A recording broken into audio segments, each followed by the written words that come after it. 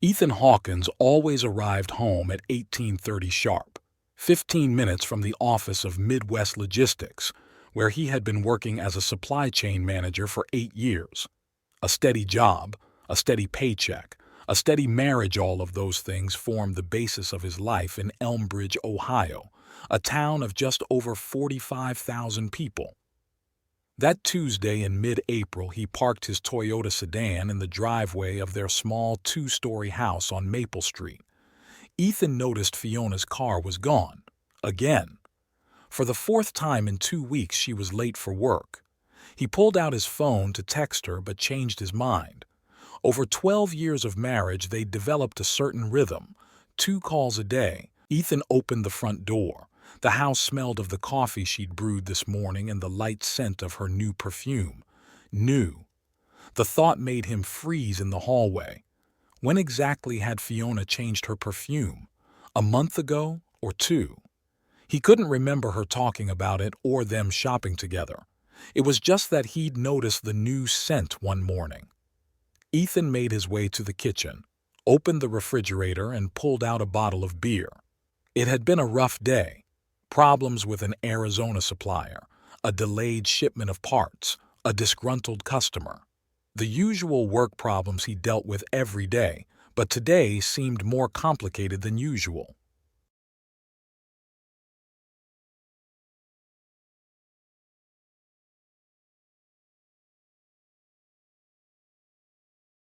He sat down at the kitchen table and opened a beer.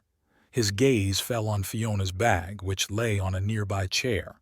She never left her bag at home when she left for work. Ethan reached for it, but stopped. That would be a breach of trust. They never went through each other's things, but the strange unease that had been building in him for the last few weeks took over.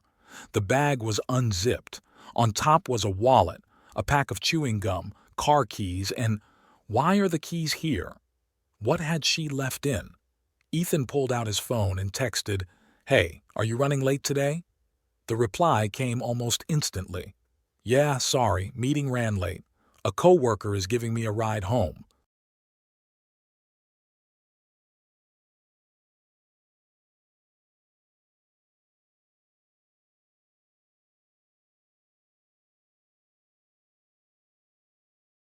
Ethan put the phone down on the table. A coworker. Which one, exactly?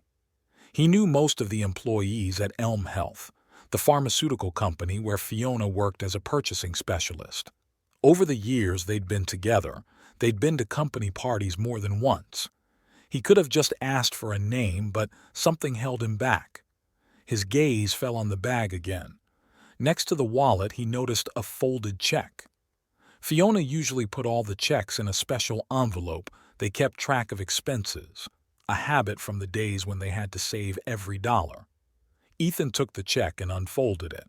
Lavender Restaurant. One of the most expensive restaurants in Elmbridge.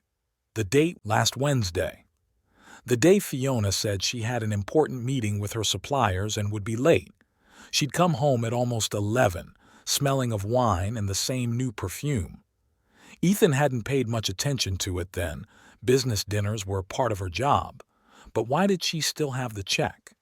Usually the company reimbursed such expenses. And why only 2 servings? Didn't business meetings have large groups? Ethan carefully returned the check to its place and pushed the bag farther away as if he was afraid she might give away any more secrets. He finished his beer and went into the living room. He turned on the TV but couldn't focus on the news. His thoughts kept returning to the check, to the new spirits, to the increasing frequency of late returns. At 9 o'clock he heard the sound of a car pulling up. The motor ran for a few more minutes before stalling. What were they talking about back there in the car? The front door opened and Fiona stepped into the house. She looked impeccable. Hair perfectly styled, makeup freshly applied, as if she'd just had it done, not at 7 in the morning before work. "Hi, sorry I'm late." She kissed him on the cheek. The meeting was never going to end. "It's okay. I just got here myself," Ethan lied, not realizing why himself. Have you had dinner? Fiona took off her coat and hung it in the closet. No, I was waiting for you. I had a snack at the meeting, but I can cook something. Don't worry, I'll make sandwiches. They went into the kitchen.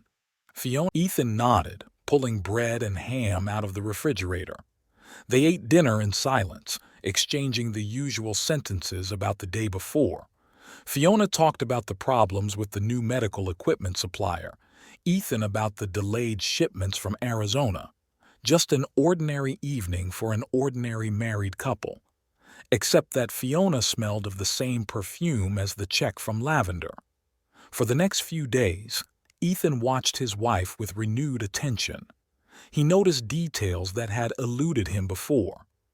How she began to choose her clothes more carefully for work. How she went to the beauty parlor more often. How she closed her phone screen when he entered the room. Little things that on their own meant Saturday? Ethan wondered.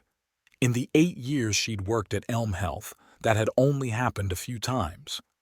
Yeah, sorry. I know we were planning to go to your parents' house, but I'll try to be free for lunch. Ethan's parents lived in a neighboring town about 40 minutes away. They'd arranged to be here for dinner on Saturday to celebrate his father's birthday. Do you want me to wait for you? Pick you up at the office? Fiona froze for a moment, then shook her head. No need. I don't know how long it will take. I'd rather come straight to your parents.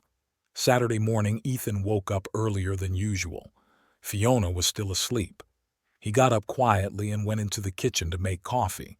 Through the open bedroom door, he saw her reach for the phone before she... Later, as she was getting ready for work, Ethan noticed she was wearing the new dress she'd bought last week, too dressy for the office on her day off, and the same perfume again.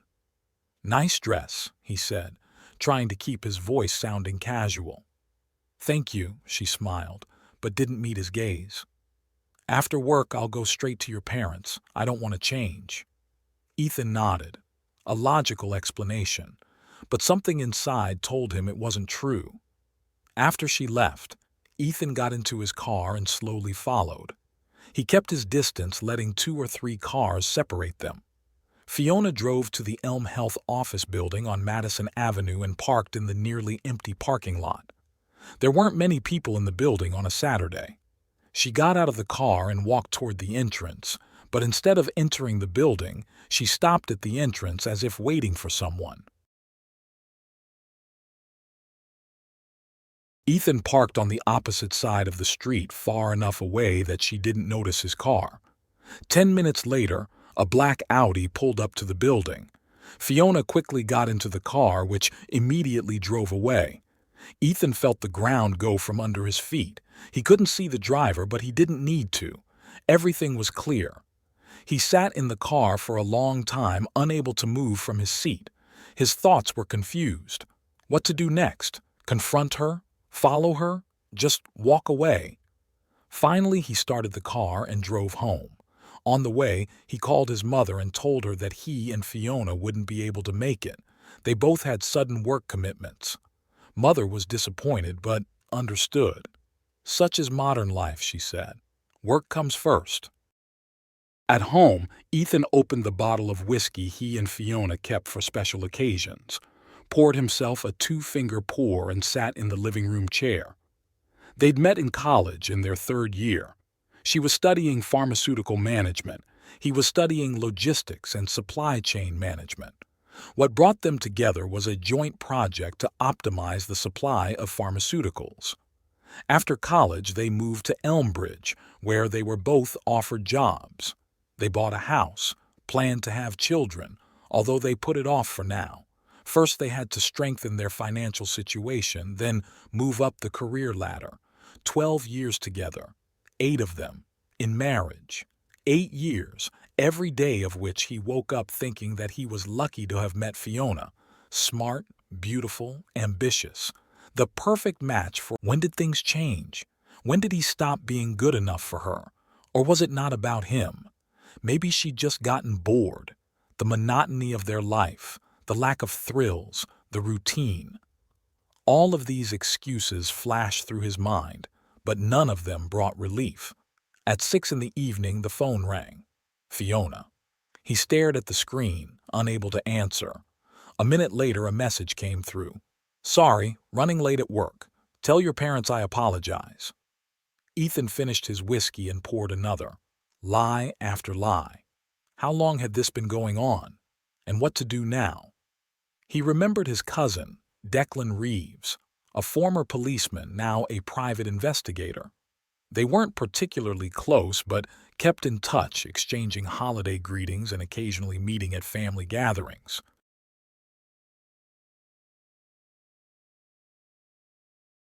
Ethan found his number in his contact list and wondered if he should call.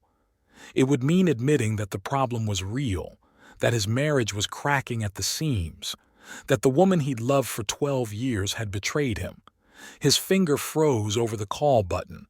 Maybe he's exaggerating. Perhaps there's another explanation.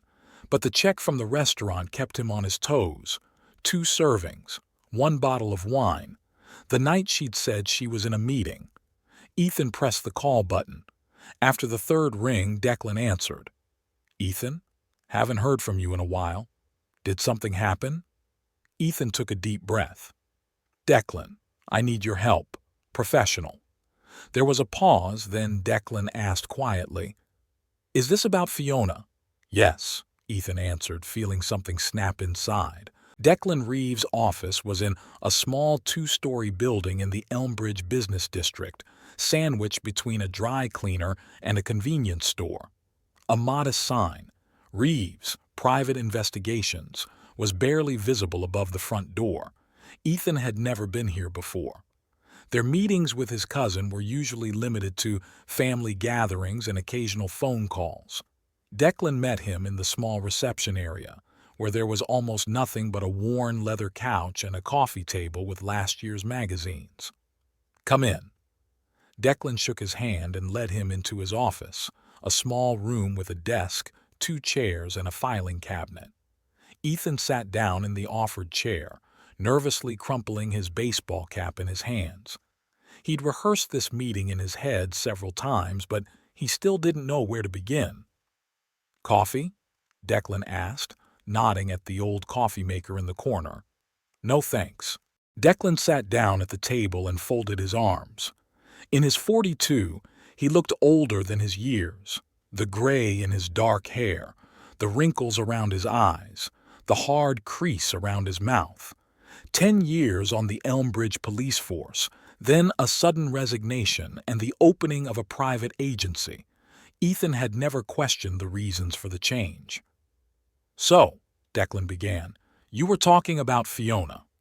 Ethan nodded and pulled a folded check from the restaurant out of his pocket. "Found it in her bag. The night she said she was in a meeting." Declan scrutinized the check. "Was that all of it?" "No," Ethan sighed. "New perfume I didn't give.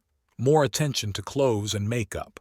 Late returns from work. About 3 months ago, she started staying late at work more often. New perfume came in around the same time. I didn't think much of it at the time. I thought it was just a new project taking more time." Declan put down his pen. "What do you want from me?" "I want the truth," Ethan said simply. "And if the truth isn't what you want to hear?" Ethan looked out the window. The spring sun was shining brightly outside. People were going about their business. Someone was hurrying to lunch. Someone was walking the dog. A couple of teenagers were kissing passionately at the entrance to the mini-market. "I still want to know," he said finally. "Uncertainty is the worst."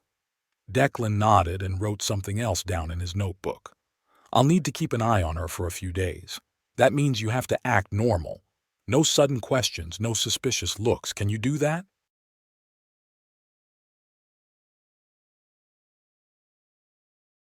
"I'll try," Ethan answered, though he wasn't sure he could.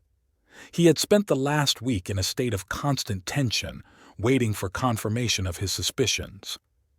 "Good. I'll need her schedule, her picture, and, if possible, her license plate number." Ethan pulled out his phone and showed a joint photo from Fiona's last birthday party. She was smiling at the camera with her cheek pressed against his cheek. The happy couple. Or at least, it seemed that way. "She works at Elm Health on Madison Avenue. Usually leaves at 8:30, gets back around 6. Lately, she's been staying until 8 or 9 a lot. Mostly late returns. The phone. Ethan stopped talking, thinking back. Yeah, she's been more careful with the phone. She used to leave it anywhere, but now she keeps it with her at all times. And she locks the screen when I enter the room. Do you know the password for the phone? Ethan shook his head. No, she changed it a couple months ago. Said it was a new security policy at the company. Declan closed the notebook. Good. I'll start today. The fee is $300 a day, plus expenses. These cases usually take 3 to 5 days. Money's not a problem, Ethan said. He didn't come here to bargain. He came for the truth, no matter how bitter it was. Declan stood up, signaling that the meeting was over. I'll keep you posted. But remember, act normal. If she suspects anything, we won't know anything. It's not weird, Declan interrupted him. You're not the first or the last person to come to me with such a request. For the next 3 days, Ethan lived like a dream. He went to work, solved problems with deliveries, talked to his colleagues. In the evenings, he came home, cooked dinner, and watched TV with Fiona. They discussed their day, planned their weekend, argued about what movie to watch. Everything was business as usual except for one detail. Fiona was now being followed by a private detective, his own cousin. On the 4th day after their meeting, Declan called. There's news, he said without preamble.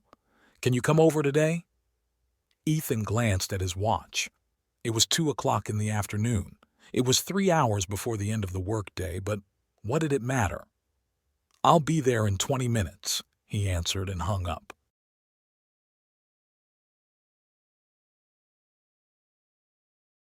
On the way to Declan's office, Ethan tried to prepare himself for any news. Maybe the explanation was simple. Maybe that man in the Audi was just a co-worker who'd given her a ride. Maybe the restaurant was really for a business meeting. It was just that Fiona had forgotten to hand in the reimbursement check. Maybe. Declan met him in the same small reception area. His face was more serious this time. Come in, he said, ushering Ethan into the office. There was a folder on the desk. Declan opened it and pulled out some photos. I've been following her for 3 days. The first 2 were nothing special. Work, home. Declan silently placed the first picture in front of him. It showed Fiona leaving the Elm Health building. The time on the picture was 17 hours and 12 minutes. She was wearing the blue dress Ethan had given her for their last anniversary. The next picture is of Fiona getting into a black Audi. Behind the wheel is a man Ethan couldn't get a good look at. Who's that? He asked, pointing to the driver. His name is Adrian Coleman, Declan answered. 39 years old.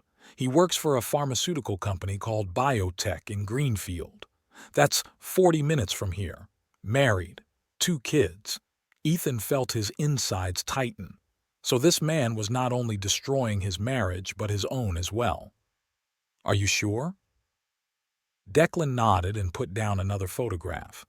It showed. They went in at 17:30, Declan said. They came out at 8:45. I took a few more pictures. He put the last pictures down. They showed Fiona and Adrian leaving the hotel. He had his arm around her waist. She was laughing at something he said. The last picture showed them kissing outside his car. Ethan looked away. He thought he was ready for this, but it turned out he wasn't. It was one thing to suspect, quite another to see proof. I checked the hotel registration, Declan continued. They rent a room once a week, sometimes more. Always paid by him, always in cash. But the receptionist knows them well. They've been coming there for 5 months.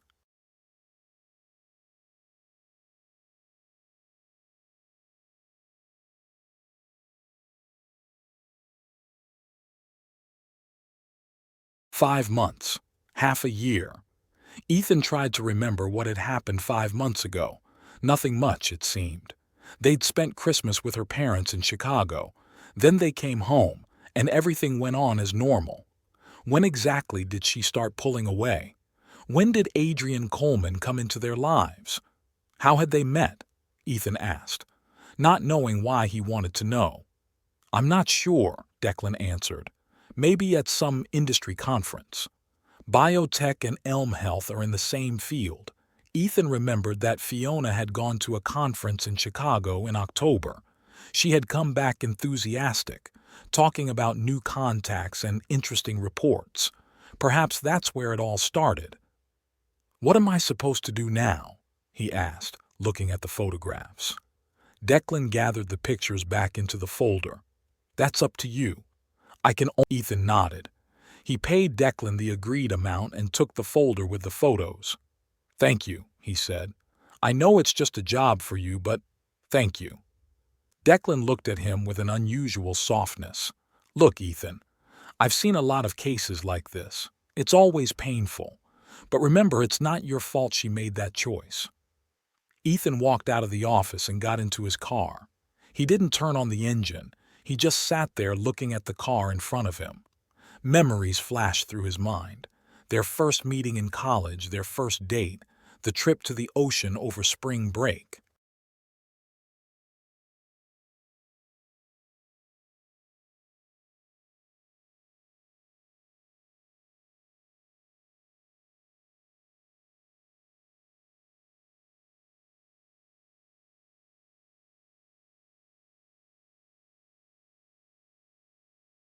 They'd met on a project together. He immediately liked her determination, her confidence, her sharp mind. She was the kind of person who always knew what she wanted: a career in the pharmaceutical business, a house in a nice neighborhood, traveling the world. Ethan had never made such ambitious plans. He was content with a steady job that paid the bills and the occasional pampering with a new piece of technology or a weekend trip. Perhaps that was the problem. Over the years, their paths began to diverge. Fiona grew in her career, made new contacts, attended conferences and seminars. Ethan stayed in the same position, content with his position. He loved his job. It brought a steady income, and he didn't need more. When they first moved to Elmbridge, Fiona had said it was temporary, just for a few years, until they had enough experience and money to move to a bigger city, Chicago, New York, or at least Columbus. But as the years went by, Ethan grew more and more attached to their small town. Everything here was familiar, comfortable, predictable. Why change what worked? They talked about children, but there were always reasons to postpone. First, they had to pay off the loan on the house. Then Fiona got a promotion and wanted to focus on her new responsibilities. Then the economic downturn began, and it seemed unwise to take on additional financial obligations. So they lived like that, and now it turned out that Fiona had found someone who was perhaps more in line with her ambitions. Adrian Coleman of Biotech, a larger and more prestigious company than Elm Health. A man who could offer her what she dreamed of: passion, novelty, perspective. Ethan finally started the car and pulled onto the road. He didn't know where he was going, just wanted movement to drown out the thoughts in his head. He drove across town, past the park where they liked to walk on weekends, past the movie theater where they'd seen their last movie together, past the restaurant where they'd celebrated their last anniversary. 8 years of marriage, 12 years together. And it would all end because of a man named Adrian Coleman kissing his wife in the hotel parking lot. Ethan parked near the waterfront of the Elm River that ran through town. This was where he and Fiona had often walked in the evenings in their early years together. Talked about the future, shared dreams, made plans. When had it all gone wrong? He pulled out his phone and opened their photos together. Here they were on Lake Michigan last summer, smiling, tanned, happy. Or were they? Now that he knew the truth, he could see that her smile didn't reach her eyes, that she stood a little farther away from him than she had before, that something had changed between them even then. The phone vibrated. A message from Fiona. Running late tonight. Don't wait up for dinner. Ethan glanced at the time, 5 o'clock in the evening. She was probably going to the Marriott again. With him. With Adrian. What should he do? Confront her? Make a scene? Demand an explanation? It all seemed so, petty, unworthy. He sat by the river until sunset, watching the sun slowly sink below the horizon, coloring the water golden. People passed by, couples in love, families with children, lone joggers, all with their own stories, their own joys and sorrows. When it was completely dark, Ethan walked back to the car. He had made his decision. There was no point in clinging to what was already broken. There was no point in trying to rebuild the trust she had so easily broken. He deserved better. They both deserved better. At home, Ethan made his way to the bedroom and pulled out his suitcase. He methodically packed his things, some clothes, books. Ethan sat down at the kitchen table and wrote a short note. I know everything. Good luck, Fiona. Then he changed his mind, crumpled the sheet, and threw it away. The words were unnecessary. He had something better to do. He pulled the photos Declan had taken out of the folder and spread them out on the coffee table in the living room. Fiona entering the hotel with Adrian. Fiona kissing him in the parking lot. Fiona laughing at something her lover had said to her. It was enough. No scandal, no explanation. Just a simple statement of fact. He knows. And he was leaving. Ethan took one last look around the house he'd lived in for 8 years. Every corner held memories. Here they celebrated the housewarming party. Here they planned vacations. Here they dreamed of a future. He took his suitcase and backpack and walked out, closing the door quietly behind him. Got into the car and started the engine. In the rearview mirror he could see their house, the dark windows, the neat lawn, the mailbox with the last name Hawkins. All of that was now a thing of the past. Ethan pulled onto the street and headed toward the motel on the edge of town. Tomorrow he would think about what to do next. Find an apartment, file divorce papers, start a new life. But tonight he just needed a place to sleep. And maybe a drink. A lot of drinking. The phone vibrated again. Another message from Fiona. Buy anything for dinner? Ethan grinned. She'd obviously changed her mind and decided to come home early. Maybe things hadn't worked out between her and Adrian. Maybe he was busy with his wife and kids. Either way, it didn't matter anymore. Ethan unplugged his phone and tossed it on the passenger seat. The road ahead was a road to the unknown, but for the first time in a long time he felt strangely relieved. It was as if the heavy weight he'd been carrying without realizing it had finally fallen from his shoulders. The Sunset Inn Motel on the outskirts of Elmbridge had no pretensions to luxury. A one-story building with 24 rooms, a small parking lot, and a neon sign with some of the letters unlit. Ethan took a room for a week. That should be enough time to find a permanent place to stay. The room was typical of a roadside motel, a double bed, a small TV, and a bathroom with a leaky faucet. But right now it was exactly. The first night Ethan hardly slept at all. He lay staring at the ceiling and replayed the last few months of his marriage in his head, trying to find the moment when everything had gone wrong, trying to figure out what he'd done wrong, or what he hadn't done. Fiona called him several times. Each time he rejected the call.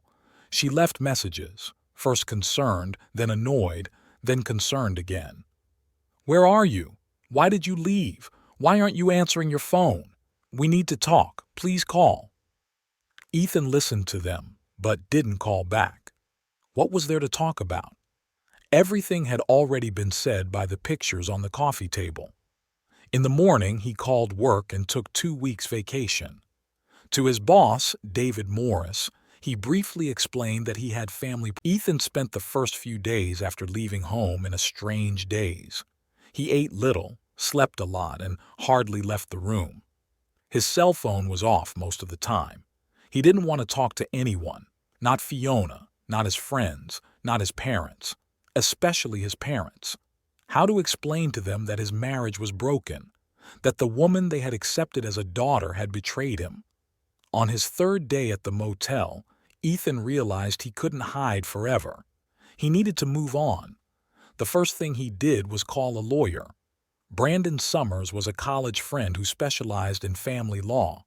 They hadn't spoken in years, but Ethan knew he could trust him. Brandon listened to his story without comment, asking only specific questions about finances, property, and the length of the marriage. "I'll prepare the paperwork," he said at the end of the conversation. "In your case, everything should go relatively smoothly. No children. The house was bought during the marriage. I think we can agree on an equal division of property." "I don't want the house," Ethan replied. "She can keep it. I just want to finish this quickly." Brandon was silent for a moment, then asked, "Are you sure? It's a significant asset." "I'm sure," Ethan said firmly. "I want to start with a clean slate. No reminders." On the fourth day, he found a suitable option, a small studio apartment in the eastern part of the city, near the park.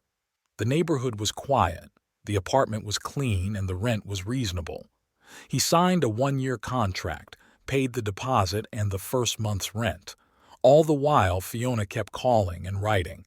Each day, her messages became more desperate. "Please, let's talk. I can explain everything. It's not what you think." Ethan deleted them without listening all the way through.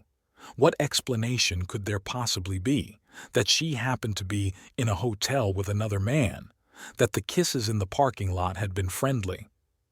On the evening of the 7th day after leaving home, Ethan sat on the motel porch. The rain that had been falling all day had finally stopped and the air was fresh and clean. He watched the cars go by and thought about how quickly his life had changed. A week ago, he had a house, a wife, a well-established life. Now it was all in the past. Strangely, he didn't feel devastated. Rather, he felt something akin to liberation. It was as if he had been living in tight clothes that chafed and made it hard to breathe, and now he had finally taken them off. Just as he was about to return to the room, a familiar car pulled up. Declan. Ethan wasn't surprised. His cousin was the only one who knew where he was. Declan got out of the car and sat next to him on the steps.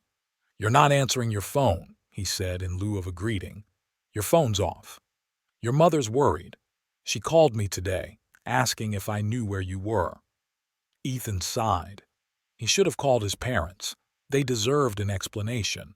But he kept putting off that conversation, not knowing how to tell them about the collapse of his marriage. That you were fine, just needed some time alone. That you and Fiona were having problems and you were trying to work things out. Ethan nodded, looking at the road. "Thank you. I'll call them tomorrow." Declan pulled out a pack of cigarettes and offered Ethan one. He shook his head. Declan lit a cigarette and blew the smoke out into the evening air. "How are you?" "Fine," Ethan answered honestly. "Better than I expected." "Fiona came to see me the day before yesterday," Declan said after a pause. Ethan turned to him. "Why?" "Looking for you. Said you disappeared, wouldn't answer your cell phone. That you left the pictures on the table and left. Wanted to know if I'd taken them." "And what did you say?" "The truth. That yes, it was my job. That you'd made a professional request of me and I'd honored it." Ethan nodded. That was honest. And the right thing to do.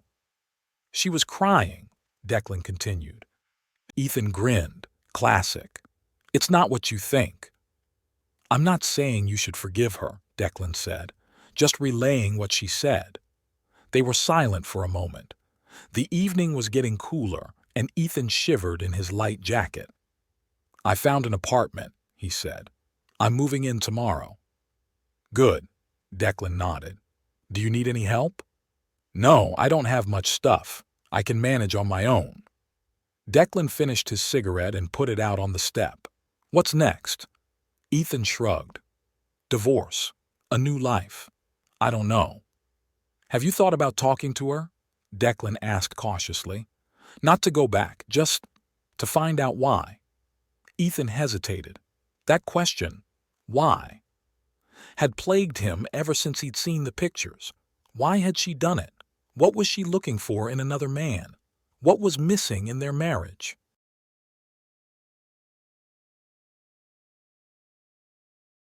No, he finally said. I don't think it will make any difference. Whatever the reason, the result is the same. She made a choice. I made mine. Declan nodded. I respect your decision. But if you change your mind, I'm here for you. He stood up and put his hand on Ethan's shoulder. Call your parents and turn on your cell phone. Not everyone looking for you cares about you. After Declan left, Ethan sat on the porch for a long time. The thought of talking to Fiona kept him in suspense. Did he really want to know the reason? Would it change anything? He pulled out his cell phone and turned it on. Almost immediately, the screen came alive with notifications, missed calls, voice messages, texts, from Fiona, from his parents, from friends. The world hadn't stopped while he'd been hiding in the motel. Ethan opened his contacts and found his mother's number. It was time to return to reality. Talking to his parents was hard, but necessary. They were surprised and upset by the news of his marriage, but supported his decision. His mother offered to come stay with them for a while, but Ethan declined. He needed to learn to live on his own without relying on anyone. The next morning, he packed his few belongings and checked out of the motel. Before heading to his new apartment, he decided to stop by his and Fiona's house. He knew she would be at work at that time. He needed to pick up a few more things: winter clothes, some books, an old photo album with baby pictures. Driving up to the house, he unlocked the door with his key and walked in. The house was quiet and smelled of fresh coffee. Fiona must have left recently.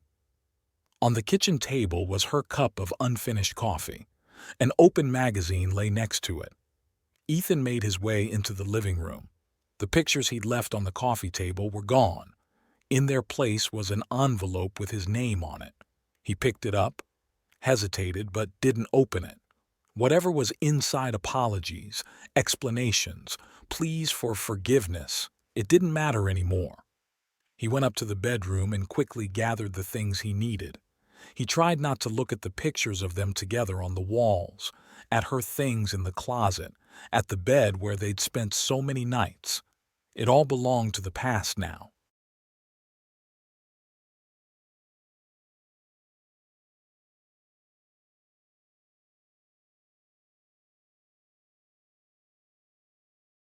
As he passed the bathroom, he noticed the door was ajar. Inside on the shelf was her perfume, the same new perfume he had smelled a few months ago. Now he knew who she'd bought them for Adrian Coleman, the married man from biotech. Ethan closed the bathroom door and went downstairs. In the hallway, he took one last look around the house. This was where so many memories, good and bad, had been made. Here they had planned for a future that would now be gone. Here they had been happy, or at least pretended to be happy. He put his house key on the nightstand in the hallway. It was a symbolic gesture. He no longer belonged to this place, and it no longer belonged to him.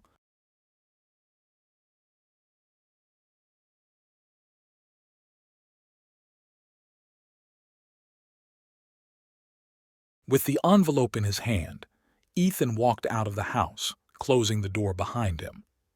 He got into his car and placed the envelope on the passenger seat.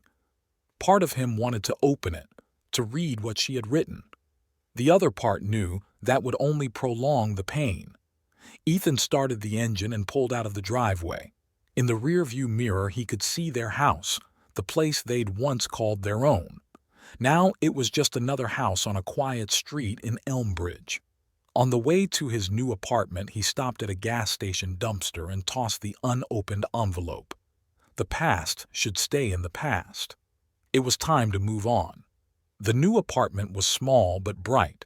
The large window in the living room overlooked the park where the trees were already turning green. In the evening, he sat on the balcony of his new apartment with a bottle of beer and looked out at the park below. People were walking, kids were playing, dogs were chasing balls. Ordinary life that went on no matter what. Ethan's phone rang.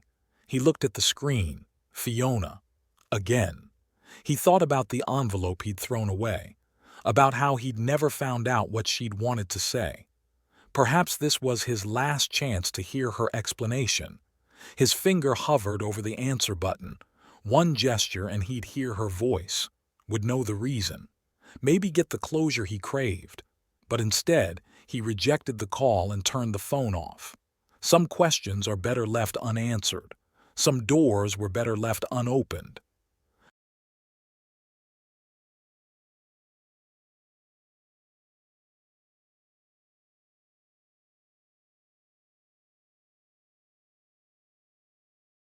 In that moment, Ethan realized he'd made the right decision. He left with his dignity intact. No yelling, no scandal, no figuring things out. He simply walked away, leaving the pictures as a silent testament to his knowledge. It was his choice to leave quietly, without giving her a chance to justify herself, without giving himself a chance to give in to her entreaties. Perhaps it had been cruel. Perhaps she was truly remorseful and wanted to make things right. But Ethan knew some things couldn't be fixed. Trust, once broken, cannot be completely rebuilt. There would always be a crack, always doubt. He finished his beer and looked out at the sunset. The sky had turned orange and pink, gradually giving way to twilight. The day was ending, and night was beginning. Just as one Ethan didn't know what lay ahead of him, but he knew he had chosen the right path. A path that allowed him to keep his self-respect. A path that would perhaps one day lead him to a new happiness. In the meantime, he sat on the balcony of his new apartment and watched the day turn to night. Alone, but not lonely. Wounded, but not broken. Ready for whatever came next. 15 years is no small amount of time. Ethan Hawkins looked at his reflection in the mirror, noting the new wrinkles near his eyes and the gray on his temples. At 46, he was still in good shape. He ran regularly in the morning, watched his diet. Life had taught him to take care of himself. Ready? Bella peeked into the bathroom, adjusting her earrings. The meeting starts in 30 minutes.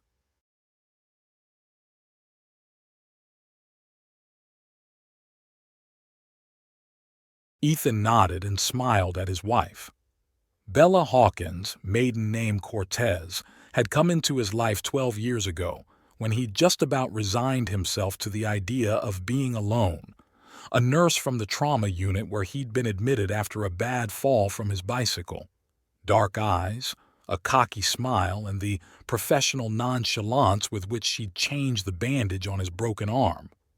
"Don't move, Mr. Hawkins, or I'll tie you to the bed," she said then. And he froze, struck not so much by the pain as by the sudden realization that he was interested in this woman. "Is Liam ready?" Ethan asked, coming out of the bathroom. "As ready as a 14-year-old can be for a parent-teacher conference," Bella grinned, sitting there with headphones on, pretending it wasn't happening to him.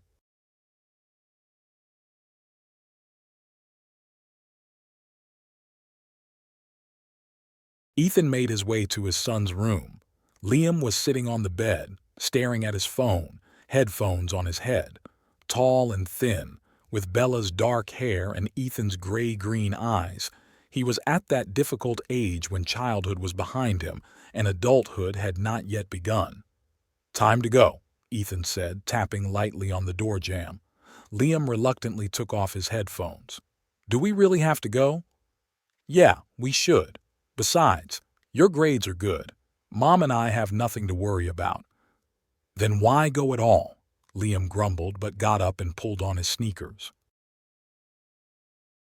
They walked out of the house, a small 2-story mansion in the suburbs of Elmbridge, not far from where Ethan had once lived with Fiona.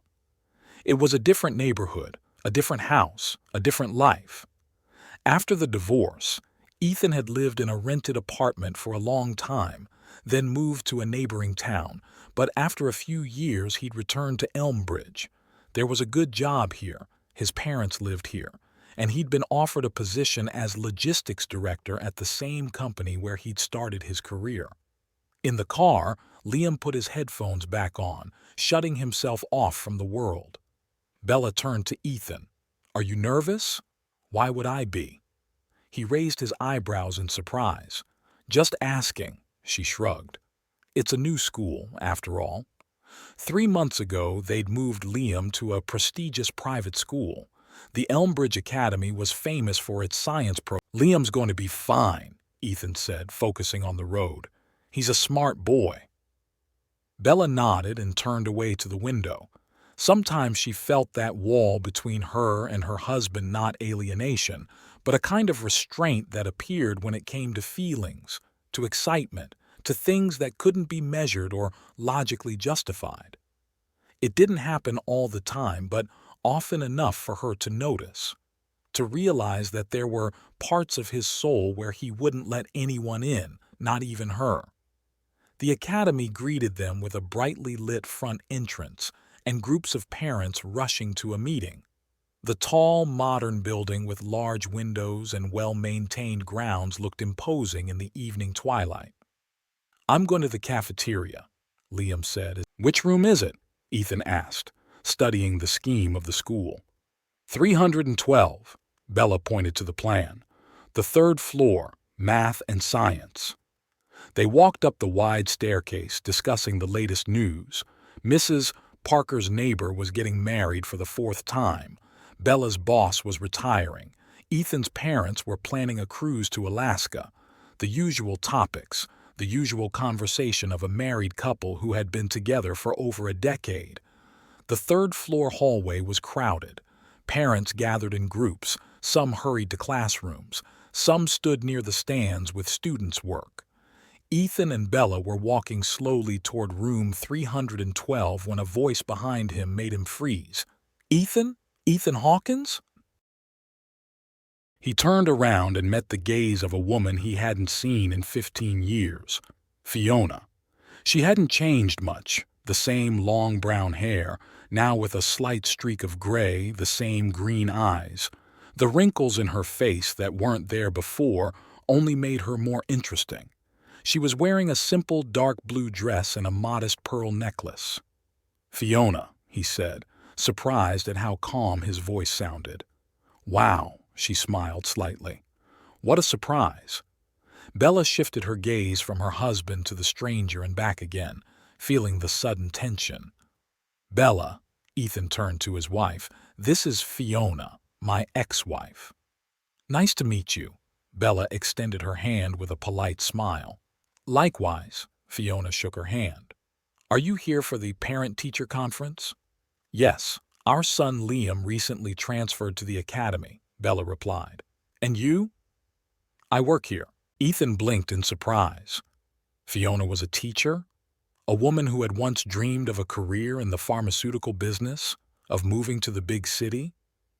"I didn't know your son went to school here," Fiona continued, turning to Ethan. "What grade is he in?" "Ninth," Ethan answered. "Liam Hawkins." "Ah," her eyes widened slightly. "The new kid. A bright boy. Got into my advanced math class." Ethan felt reality swim a little. His ex-wife, whom he hadn't seen in 15 years, was now teaching his son. Life definitely had a strange sense of humor. "So you'll be at the meeting at 312? Fiona asked. "Yes, that's where we'll be," Bella nodded. "Then we're on our way."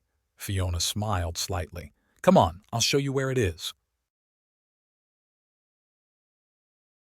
They walked down the hallway. Ethan walked beside Bella, feeling her questioning gaze. He shook his head faintly. Later, he would explain everything later. A dozen parents had already gathered in the office. Fiona walked to the teacher's desk and stood next to an older man, obviously another teacher. "Good evening, everyone," the man began. "I'm William Foster, head of the science department, and this is Miss Warren, the math teacher." Warren. So Fiona had gotten her maiden name back after their divorce, or perhaps remarried and divorced again. Ethan pushed those thoughts aside.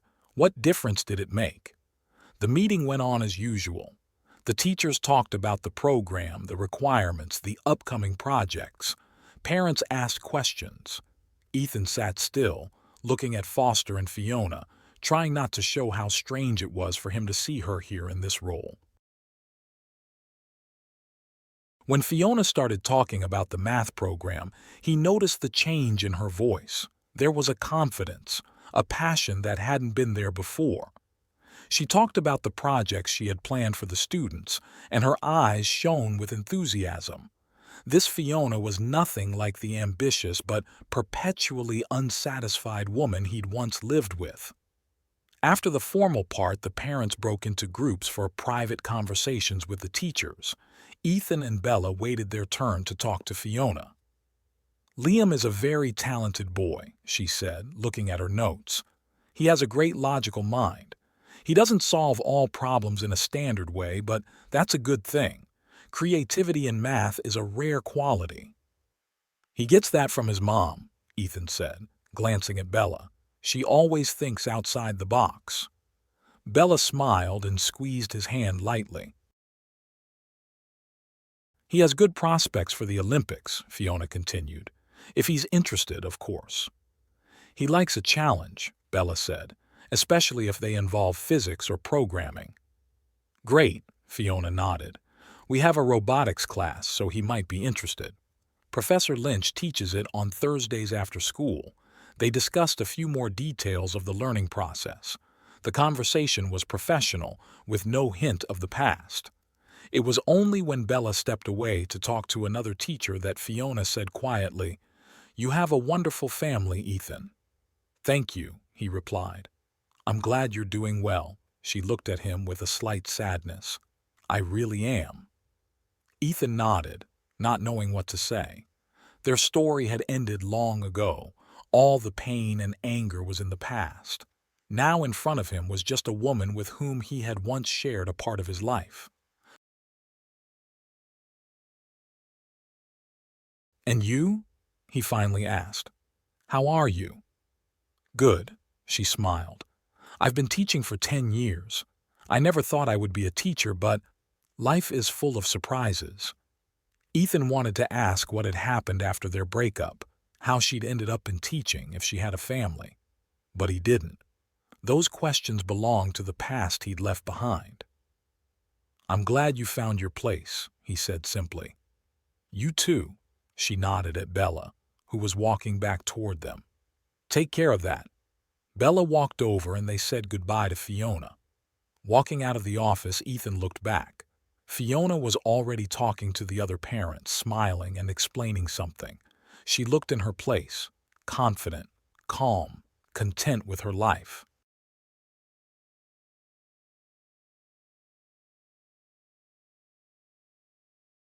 Bella was silent on the way home, and Ethan knew she wanted to ask about Fiona, about their past. But she didn't ask another reason why he loved her. Bella never pressed, never demanded explanations. She was just there for him, giving him space and time. "It was weird meeting her," Ethan finally said as they pulled up to the house. "I thought so," Bella nodded. "Are you okay?" "Yes," he answered, and it was true. It was just unexpected. "She seems like a good teacher." "Miss Warren?" Liam perked up a little. "She's great. She explains in such a way that even the dumbest ones understand." "Watch your language," Bella said automatically, but without sternness. Ethan looked at his son and thought about how bizarrely life sometimes turns out.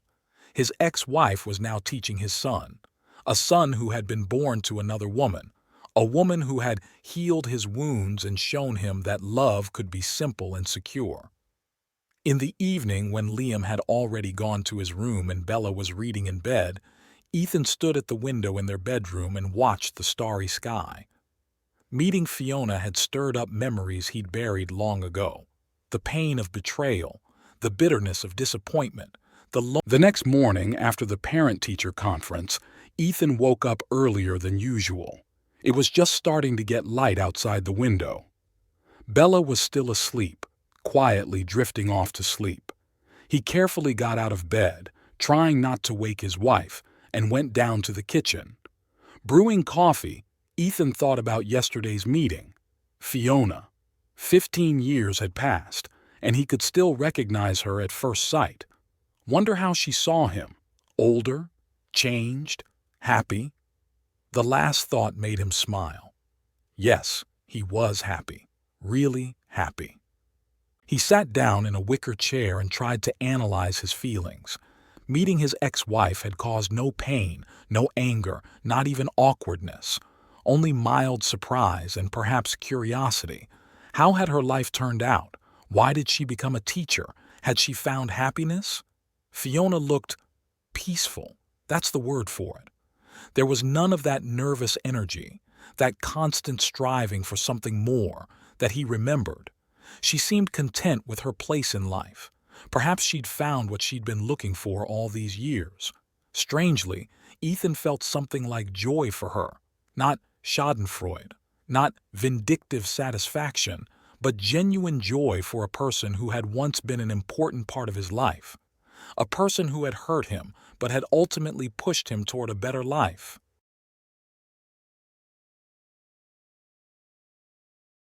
When exactly did this change happen? When did bitterness and resentment turn into calm acceptance? Ethan couldn't say for sure. Perhaps it happened gradually, day by day, year by year. Perhaps it had begun the moment he'd first seen Bella smile, or when he'd held Liam's newborn baby in his arms, or when he'd bought this house and planted the first tree in the garden. He took a sip of coffee and remembered the day he'd left Fiona. How he'd left the pictures on the coffee table and disappeared from her life. At the time, it had seemed the only possible solution, to leave with his dignity intact, without descending into scandal and accusations. Now, looking back, Ethan realized that this decision had shaped the rest of his life. He chose a clean. The first year of loneliness was followed by meeting Bella, a woman who didn't demand more from him than he could give, who accepted him for who he was, with his restraint, his caution, his fear of being betrayed again, who waited patiently for him to learn to trust again. They dated for almost a year before he dared to tell her about Fiona, about the betrayal, about the pain, about how he'd left. Bella listened to him in silence, then just hugged him and said, "You did the right thing, and now you're here with me." The terrace was slowly filling with morning light. Ethan heard footsteps and turned around. Bella stood in the doorway, wrapped in a robe. "Can't sleep?" she asked, coming closer. "I woke up early. I didn't want to wake you up." She sat down in a nearby chair and looked at him carefully. "Are you all right? After last night?" "Yes, I'm fine.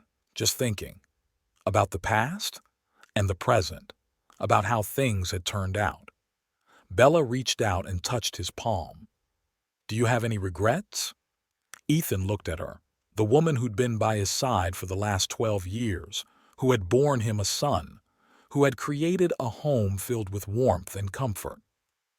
"No," he said firmly, "not about anything." They sat in silence, watching the garden awaken to the morning sunlight. There was a noise in the house. Liam got up and, from the sounds of it, headed for the kitchen. "I have to make breakfast." Bella stood up and kissed Ethan on the forehead. "Don't sit there too long, the coffee will get cold." She left for the house, and Ethan stayed on the terrace for a while longer. He thought about how bizarrely life works out. Sometimes what seems like a disaster turns out to be a blessing. Sometimes you have to lose something to gain something more valuable. When he finally made it back to the house, Liam was already sitting at the kitchen table, eating cereal and milk while looking up something on his phone. "Good morning," Ethan said, sitting down across from his son. "Morning," Liam mumbled, not looking away from the screen. "How did you sleep?" "Fine." Bella, standing at the stove, threw a warning glance at her husband. "Don't push the teenager in the morning." "What's on your schedule today?" Ethan asked in a more neutral tone. "Math, history, 2 physics classes, literature." Liam finally looked up from the phone. "Look, Dad, did you know Miss Warren before?" Ethan coughed, choking on his coffee. Bella hummed quietly, not turning around. "What makes you think that?" Ethan asked, wiping his mouth with a napkin. "Well, you two were Yes, I knew her once," he answered honestly. "A long time ago." "Were you friends?" Ethan paused, choosing his words. "We knew each other. It was a long time ago, before I met your mom." Liam nodded, satisfied with the answer, and went back to his cereal and phone. There were no more questions, another quality Ethan valued in his son. Liam, like his mother, knew how to respect other people's boundaries. After breakfast, Ethan drove to the office. The drive was familiar, through the center of the city, past the park where he and Bella liked to walk on weekends, past the school where Liam now attended, and past the house where he and Fiona had once lived. Ethan thought about it for a moment. When was the last time he'd driven past that house and felt a sting of pain? A year ago? 2? 5? He couldn't remember. A normal workday awaited him at the office. Meetings, calls, solving supply problems. Midwest Logistics had grown considerably in 15 years, and Ethan had grown with the company. He was now the director of logistics, a member of the board of directors, a respected expert in his field. It wasn't the dizzying career Fiona had dreamed of, not moving to a big city, not working for an international corporation, just steady growth in the company where he had started as an ordinary manager. But that was enough for Ethan. He loved his work, appreciated his colleagues, and was proud of the fact that he had helped the company become a leader in the region.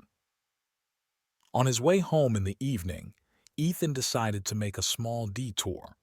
He drove past Elmbridge Academy, where Liam went to school and Fiona worked. The school was still open, lights were on in the windows, and the soccer team was practicing on the sports field. Ethan parked at the curb and stared at the building for a few minutes. It was strange to realize that his ex-wife came here every day, teaching, interacting with students, checking homework. Among her students now was his son. What happened to her after they split up? How did she end up in teaching? Those questions he hadn't asked yesterday came back again. But now Ethan realized he wasn't looking for answers out of idle curiosity. He truly wanted to know that she had found her path, just as he had found it himself. The front door of the school opened and Ethan saw Fiona. She came out with a group of other teachers, discussing something animatedly. She was wearing the same blue cardigan she'd worn at the meeting yesterday, her hair gathered into a simple ponytail. She looked ordinary, just a teacher finishing a day's work. Fiona said goodbye to her colleagues and headed toward the parking lot. Ethan watched her walk to her car, a small silver sedan. Not the luxury car she had once dreamed of, but practical and reliable like her current life. She got into the car and drove off without noticing him. Ethan continued on his way home, thinking about how differently their fates had turned out after the breakup. He didn't know the details of her life, but something told him that Fiona's path had not been easy, that she'd been through her own trials before she'd found her place. The usual evening awaited him at home, dinner with his family, talking about the day before, plans for the weekend. Liam talked about school, Bella about her patients, Ethan about the new contract the company had. Later, when Liam had gone to his room to do his homework and Bella had taken care of the laundry, Ethan sat down in his office to go through his work email. But his thoughts returned to yesterday's meeting. He remembered Fiona's words. "You have a wonderful family, Ethan. I'm glad you're doing well. I really am."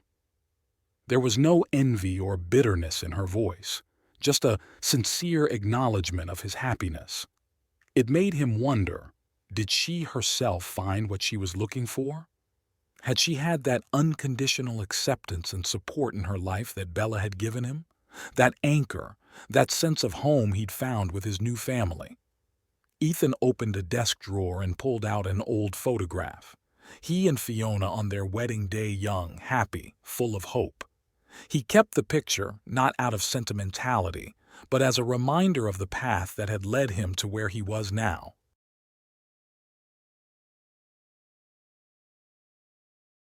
Looking at the picture, Ethan realized he had no regrets. Not about the years he'd spent with Fiona. They'd been happy while they were happy. Not the pain of betrayal. She'd made him stronger. Not about his decision to leave. It had allowed him to keep his dignity and start a new life. The inner peace he'd found didn't come from the absence of pain. The pain was there, and it was intense. But he didn't let it define his life. Didn't let bitterness and resentment poison his heart. Chose the path that seemed the hardest but turned out to be the wisest. He carefully returned the photograph to the drawer and closed it. The past was an important part of his life, but it didn't define his present or future. Meeting Fiona had only confirmed what he already knew. He'd made the right choice then, 15 years ago, and made the right choice every day afterward.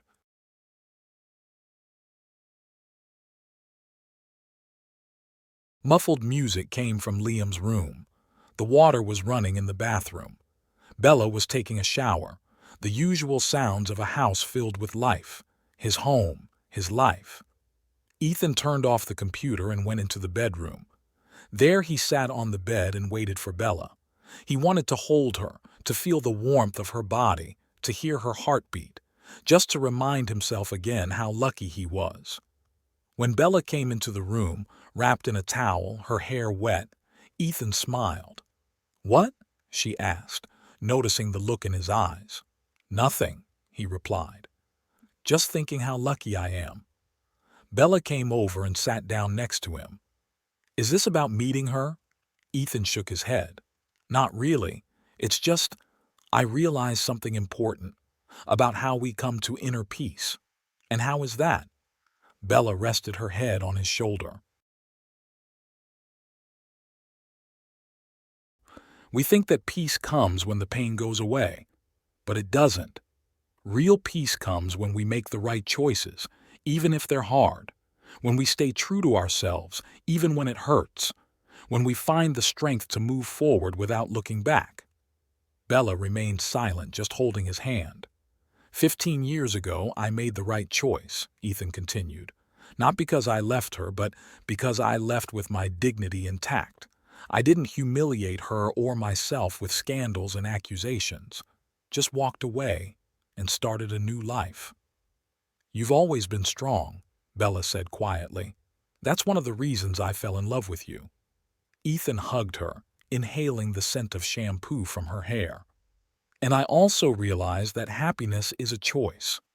"That sounds wise," Bella smiled. "And a little zen." Ethan laughed. "Maybe, but it's true." They sat hugging each other, enjoying each other's closeness and warmth. Outside the window, the spring rain was beginning to fall, softly drumming on the roof. A cozy sound, soothing and familiar like their shared life.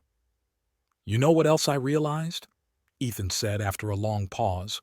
"What?" "That I am completely and unconditionally happy. With you. With Liam. With our life." Bella smiled and kissed him. "Me too, Mr. Hawkins. Me too." That night, Ethan slept peacefully, dreamless. For the first time in years, he felt that the circle had closed. He woke up in the morning with a sense of freedom he hadn't felt in a long time. It was as if the last weight he hadn't even known existed had fallen from his shoulders. A weight of unforgiveness, not so much for Fiona, but for himself, for not seeing, for not preventing, for failing to preserve what had seemed so solid. He knew now that everything had happened exactly as it should have, that every decision, every choice, every twist of fate had led him to where he was supposed to be, to Bella, to Liam, to a life filled with not perfect but true happiness. And somewhere in that same town, perhaps Fiona had found her path to happiness too. A path that led her to a classroom full of teenagers she was teaching not only math, but perhaps something more important.